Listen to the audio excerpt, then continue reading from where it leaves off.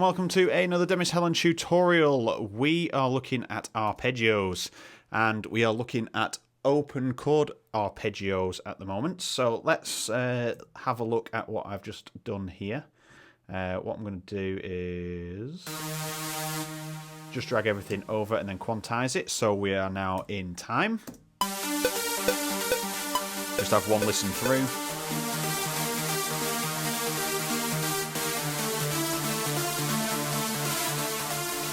Excuse some of the bum notes. Okay, so we have a few timing issues, and it's because I'm a giant playing on the world's smallest keyboard in front of me. I do have the Akai LPK25, so like my finger width is the width of the key, which is not good. So let's just tidy this up, and then I'll just quickly walk you through it. Okay, so just look at that rhythm. We are falling behind. And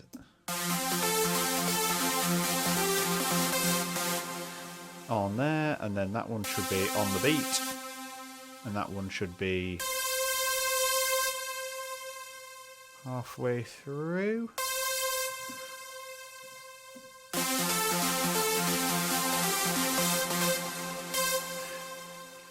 My brain is getting mashed up, so we have that top one comes there.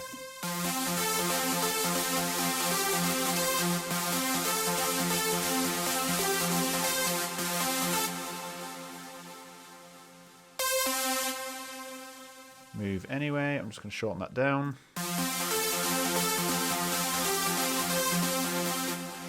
Okay, so that flows nicely. I think I heard something else wrong there. Let's just have a listen to it one more time.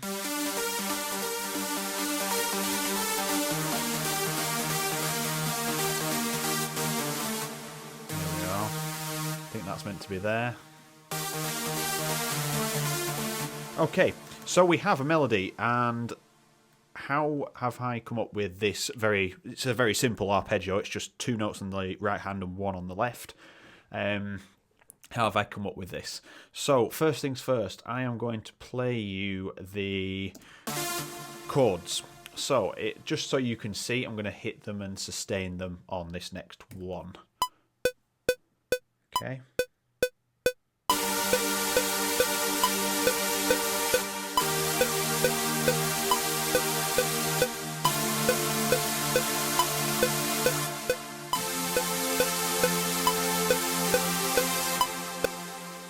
Okay, so now we have the chords, and I think the reason for the immense amount of distortion is down to the synth that I've designed. Once you hit the keys really hard, it all becomes very distorted. Okay, so I'm just going to put these to full length there. Right, so you can just see what's going on. Let's get rid of those two last notes so you don't have to get confused with extra notes in there. Right, so that's the chord structure. And what I'm doing there to create open chords, if you've been watching my channel for a while, you'll have seen these before, is I take the middle note out and it becomes the bass. And some people call it the third, because it's the third note in the harmonics of the scale that you're using. I just call it the middle note, so it's easier for everyone to interpret. And if you was to see that as a chord, that's what it would look like as a triad chord. And then I take those middle notes and make them into the bass. And sometimes I take those notes and make them into the melody. So I'll show you what I'm doing. So if you listen to this as the bass,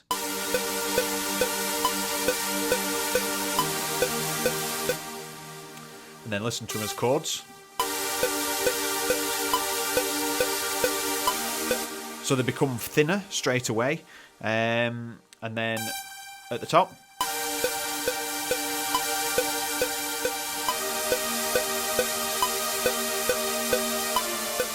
Okay, so in this case, I don't like it as a melody, but it works as a bass. And that's all I'm doing, just shifting that middle note round from the chord to make something different. And this is how I create open air chords, because then it leaves this gap here flowing through the middle to create a melody in between. It's good for strings and stuff like that, and then it becomes super useful for arpeggios. So the arpeggio is exactly as you can see on screen, and I hit the... So you got the G on this first chord right on the left hand side, G, D and B flat.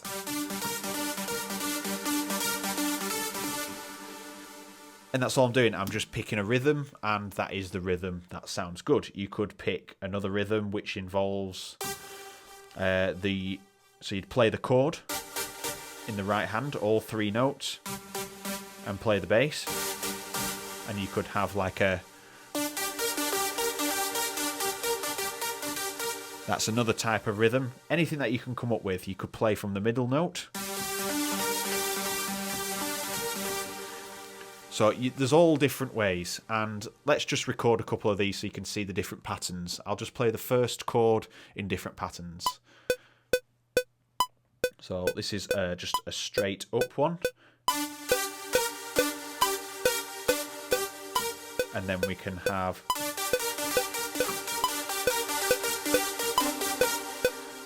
And then we can have...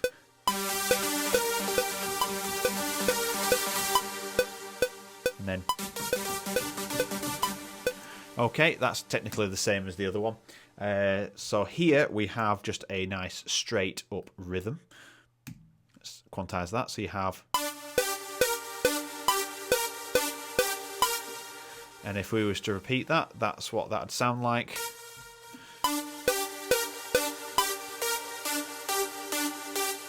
And if you was to literally double the speed of that, you'd have...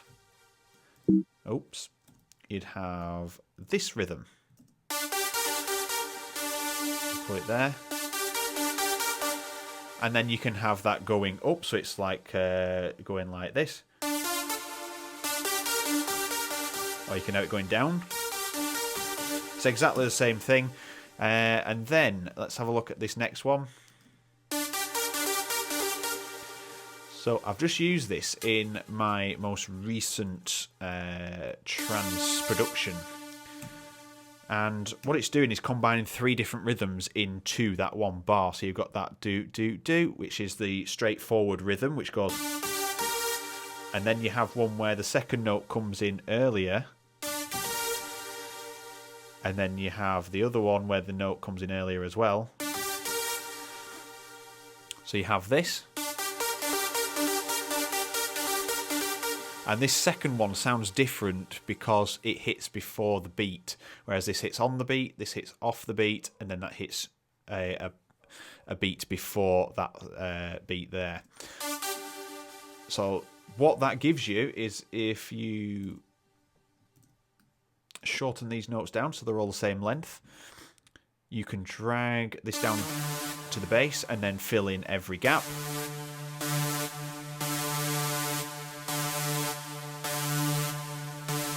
That's every gap filled with the bass, so every time there's a gap between the melody, and then that gives you that distinct pattern, 3 notes, 2 notes, 2 notes.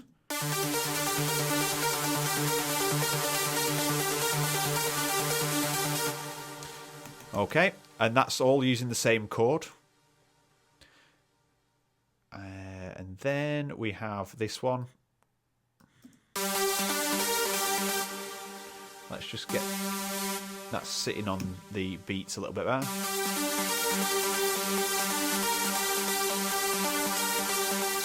Okay, and what we'll do is just grab all these longer notes and make them half. There we are.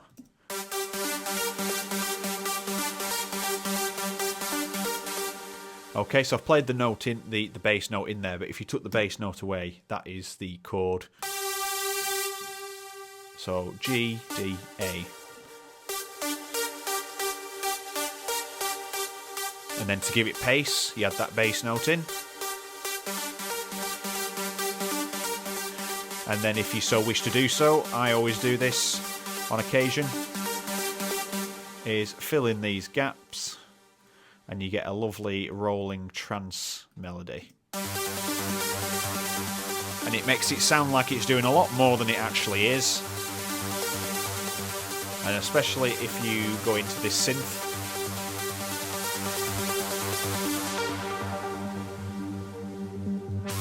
Let's just turn the mod envelope up there.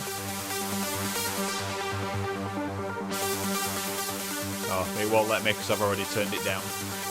But you get the idea. It gives you that nice sound in there. And it's more complex than it is. Take them bass notes away. Take them bass notes away. It's all about rhythm. Things suddenly become more complex.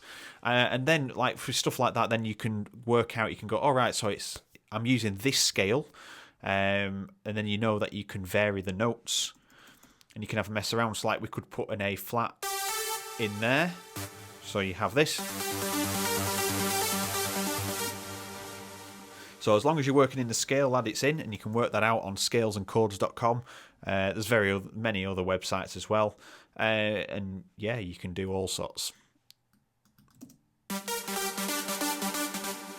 Alright, that seems to be a very loose idea. I just thought of that at the very last second.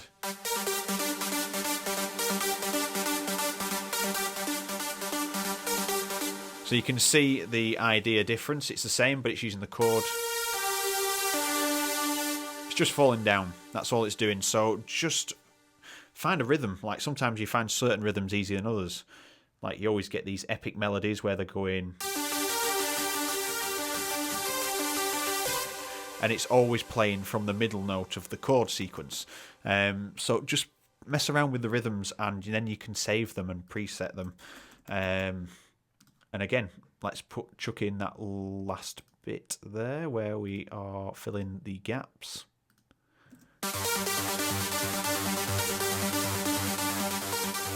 Okay, so it makes it sound more complex yet again. And that is how I do arpeggios, and that's just an open chord arpeggio.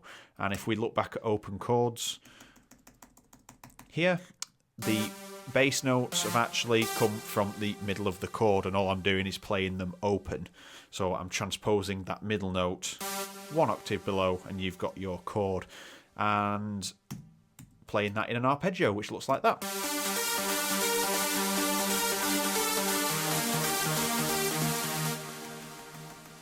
Okay, so let's just put the bass on this first section here, and then we'll leave it there. So if you did enjoy this video, just hit the like button and leave me a comment. Let me know what you thought, and tell me which one you prefer. Do you prefer the original sequence, or do you prefer the first, second, third, or fourth in there? So do you prefer the straight rhythm, the one that's a little bit more complex, or this one, a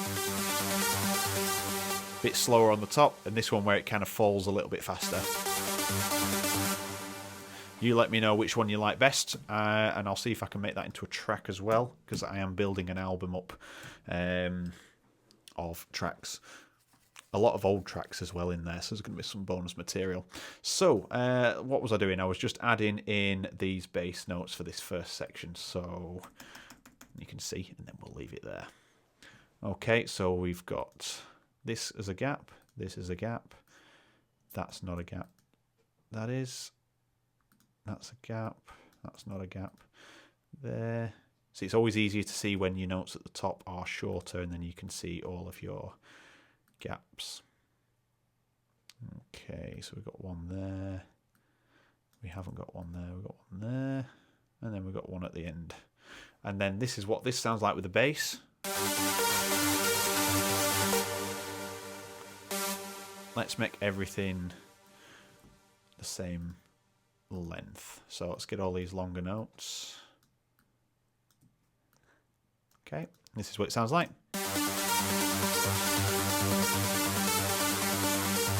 Take those notes away.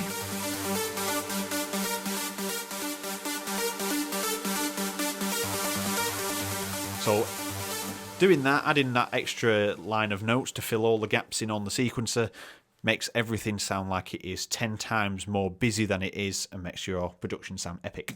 So thank you very much for watching this video, and if you're not already, hit the subscribe button and the bell icon. I upload twice a week, and we are in the March Marathon, so there is a video every single day.